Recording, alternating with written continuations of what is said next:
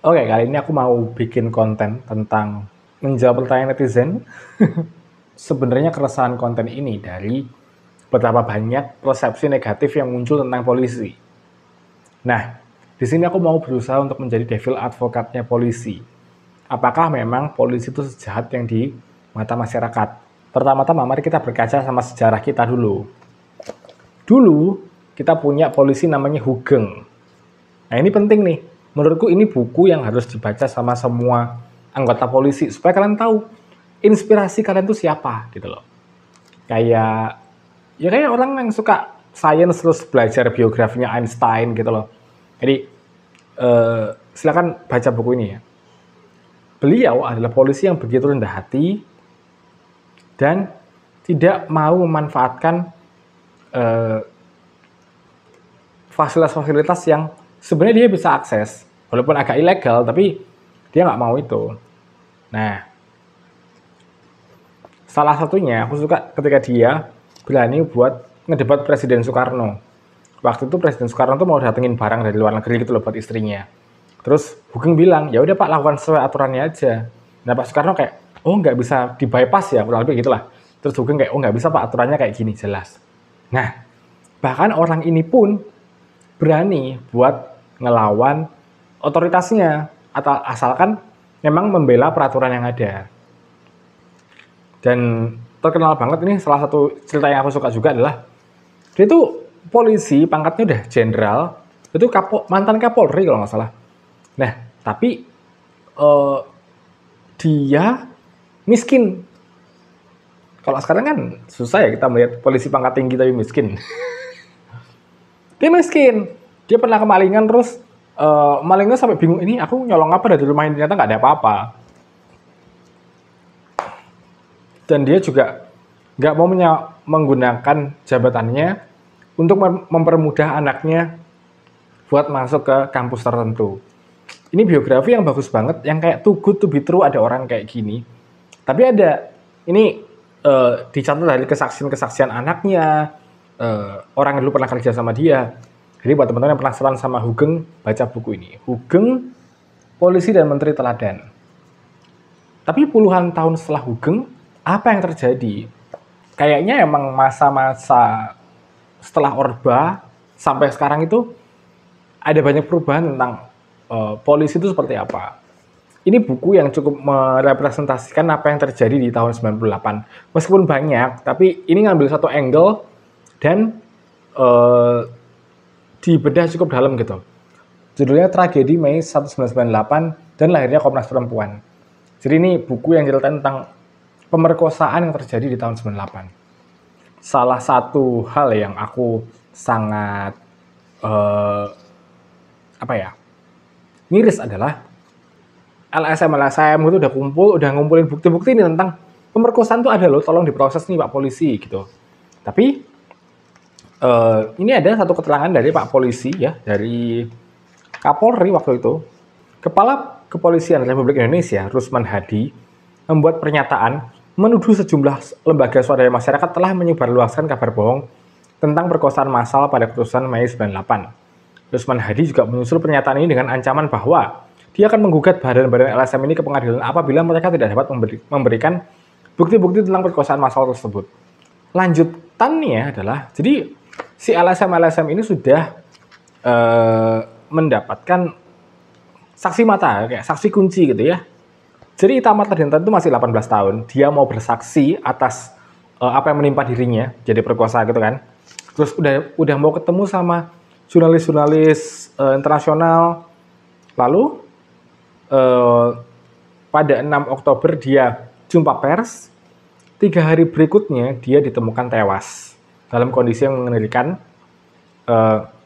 Kepala korban hampir putus. Lalu ada 10 bekas tikaman pada perut, dada, dan lengan kanannya. Kolonel Imam Haryanta, waktu itu Kapolda Jakarta Pusat, membuat pernyataan bahwa polisi tidak menganggap ini pembunuhan.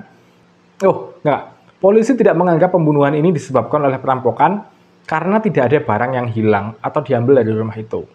Namun, malam itu juga polisi menangkap seorang tetangga Ita Marta yang bernama Suryadi yang berusia 20-an.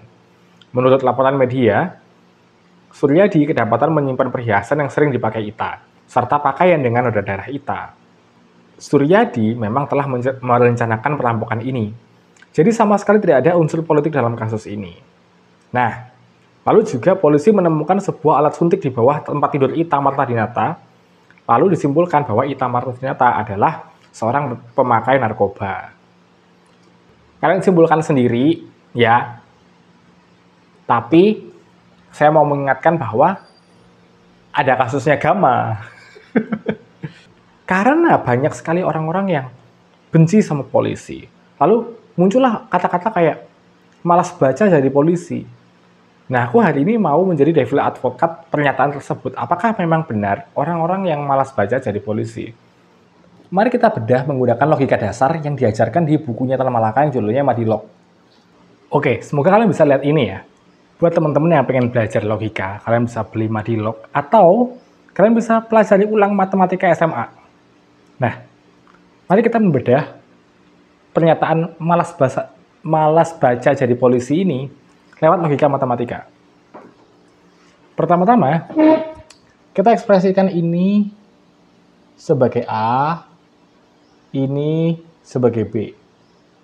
Maka kita asumsikan bahwa pernyataan ini adalah jika A, maka B. Jika malas baca, kita jadi polisi. Nah, pernyataan ini mengimplikasikan bahwa, anggaplah ini sebuah diagram Venn, ada diagram malas baca nih. Ini A nih di sini nih. Nah, B itu lebih gedenya di sini nih. Di sini bisa kita simpulkan bahwa semua anggota A sudah pasti anggota B. Gitu. Nah, pertama-tama, saya merasa ini tidak benar. Kenapa? Karena kita tahu, kalau ada B, maka bukan C. Di mana C-nya ini disebutlah dengan pengangguran gitu ya. Pengangguran. Ya dong. Ya dong. Karena kalau dia polisi, dia nggak mungkin pengangguran. Karena dia punya kerjaan tuh. Ya kan? Nggak mungkin ada B yang pengangguran. Sayangnya, berlaku juga bahwa ada sebuah X nih, ada orang di mana dia itu anggota bilangan.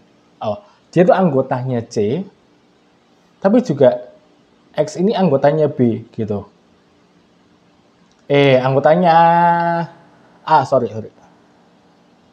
Ada nih, pasti ada orang yang malas baca, dan ada orang itu juga, dia itu pengangguran. Jadi orang itu malas baca, orang itu pengangguran. Maka ada sesuatu di sini yang X nih, yang dia itu anggota C, tapi dia juga anggota A. Masalahnya C itu bukan anggota B. Nah, secara diagram Venn kan nggak mungkin digambarkan. Maka aku merasa pernyataan ini keliru. Gitu. Nah, untuk membuktikan ini keliru, sebenarnya tinggal cari aja seseorang yang A, tapi bukan B. Gitu. Cari aja A yang bukan B. Pasti ada orang-orang yang malas baca tapi nggak jadi polisi.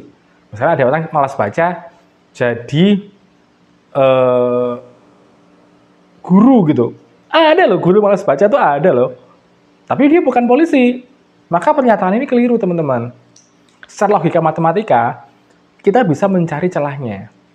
Nah, yang aku rasa teman-teman mau sampaikan kepada oknum polisi itu adalah pernyataan ini.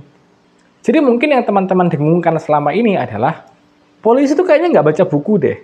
Jadi mungkin pernyataan lebih tepat ini. Jika polisi, maka malas baca. Nah, ini diagram Venn-nya adalah kayak gini. Anggaplah ini B tadi ya. Ini adalah A gitu. Malas baca, sorry. Nah, ini diagram Venn-nya nanti bentuknya gini nih. Ini polisi nih, ya kan? Ini polisi, dalam polisi itu ada yang sorry.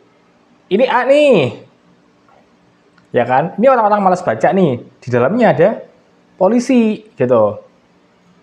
Nah, malas nih ya, malas baca, dalamnya polisi. Nah, dalam sini mungkin juga nanti akan ada lagi pengangguran gitu ya. LC gitu ya misalnya. Misal. Nah, untuk bilang bahwa pernyataan ini salah, kalian tinggal cari aja polisi yang dia itu, polisi berarti kan B ya. Polisi yang tidak A, yang tidak malas baca atau polisi yang rajin baca gitu. Sehingga nanti diagram Venn-nya ini ada orang-orang yang malas baca nih. Nah, ada polisi di sini nih. Set. Tapi ada juga polisi yang tidak malas baca. Gitu. Nah, kurang lebih kayak gini teman-teman. Jadi, kalau teman-teman masih menggunakan kalimat ini untuk demo, ketahuilah bahwa logika kalimatnya itu keliru. Saya jadi curiga. Jangan-jangan yang tidak baca buku itu bukan polisi, tapi Anda.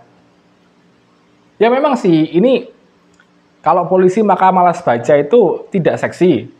Ya, tapi malas baca jadi polisi itu sebuah pernyataan yang keliru. Belum tentu dia malas baca jadi polisi. Bisa jadi penipu, bisa jadi pengangguran, bisa jadi orang jahat lainnya. Pernyataan ini juga bisa kalian modifikasi buat demo. Misalnya, jika polisi maka kasar, jika polisi maka tidak ngerti hukum. Nah, tapi lagi-lagi, apakah pernyataan itu benar bisa divalidasi dengan cara mencari. Ada nggak polisi yang dia itu kelawanannya ini, kebalikannya ini, gitu. Ya kurang lebih ini teman-teman logika dasarnya. Lagi-lagi buat teman-teman yang pengen belajar logika dan diagram Venn lebih jauh, kalian bisa baca Madilog atau bisa kembali mempelajari logika di matematika SMA. Yeay!